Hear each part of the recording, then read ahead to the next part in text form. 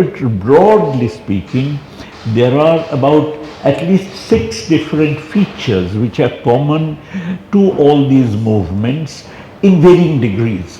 One, of course, is the othering of a small minority. That is a central feature of any fascism. It could be a religious minority, it could be an ethnic minority, it could be immigrants, or in different countries, the minority that is othered is of course different. But a very common feature of all fascism is of course the othering of a hapless minority, generating hatred against this minority within the majority community.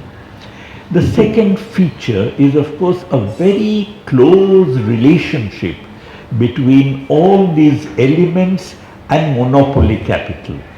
This is something which is missed. For instance, whenever a very common way in which these movements are described in many circles is to call them populist.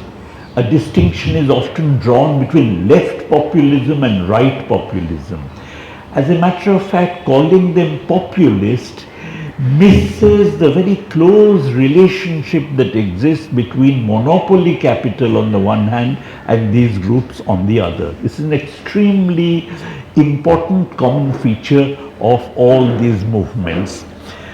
The third thing is, of course, they're all very repressive, they're anti-democratic, they put artists, they put intellectuals, trade unionists, leftists, communists, socialists and so on, liberals in jail for protesting against their rule. In other words, of course, they are repressive, but the distinction between repression let loose by an authoritarian regime and repression let loose by a fascist regime must never be lost sight of. One of the differences is, of course, the fact that, as I mentioned, one of the differences is that the fascist regime necessarily targets a minority.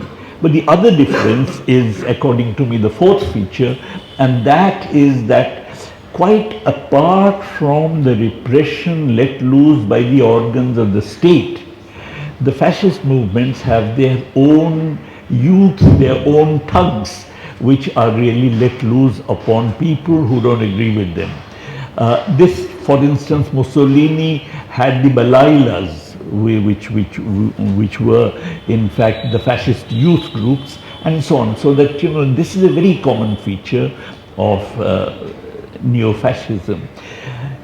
The other common feature is that within the monopoly groups, there is a specific new category of monopolies who really encourage, stand behind fascism. As a matter of fact, in there's a book by Daniel Gérin called Fascism and Big Business, old book, 1938. Daniel Gérin, as you know, was an anarcho-Marxist, anarchist and Marxist. So Daniel Gérin's book discusses how, in the context of Germany, the old monopoly capital, which was, let us say, associated with things like textiles and the older industries, while of course they were supportive of fascism, they were not as close to the powers or to the fascist ruling as in fact a new element of monopoly capitalists who were in producers' goods, who were in armaments, who were in steel and so on. And exactly you find the same phenomenon in Japan. There was the old Zaibatsu, but then there was a new group of monopoly houses called the Shinko Zaibatsu, which actually came up and which were the most ardent supporters of the military fascist regime in Japan. So within monopoly capital, there is a new group, particularly which actually is very strong supporters of fascism. The last feature which I'd like to draw attention to is the fact that in fascism, you always have the cult of the leader. The leader is supposed to be a person who is representative of the fascist concept of a nation, and the fascist concept of a nation is something which actually stands above the people. The people are supposed to make sacrifices for the nation, and the nation is symbolized by the personality of the leader. I'd like to draw your attention to, in passing, between the concept of nation as we, for instance, understand it as a part of our anti-colonial struggle, and the concept of a nation that underlies fascism.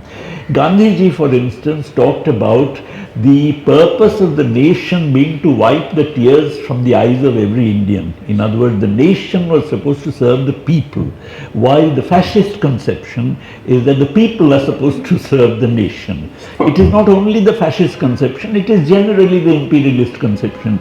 Most of you who have read Eric Maria Remarque's novel, All Quiet on the Western Front, you know exactly this is the kind of thing that imperialism inculcates, or the state power under imperialism inculcates among the students, among the youth, and so on and so forth. Now, these 6 features I've outlined are of course features which you find in classical fascism of the 1930s. Mussolini himself defined fascism as a fusion of corporate and state power. In other words, the corporates are not separate. The corporates are incorporated into the power structure. So the closeness of monopoly capital to the fascist state is something which was actually used by Mussolini as a defining feature of fascism. Similarly, as I said, the Balailas are a precursor of the kind of thing that you witness today occurring in many of these countries where neo-fascists are coming into power. The point is that authoritarianism is repressive. Fascism is not only repressive, it is repressive, but it represents a movement.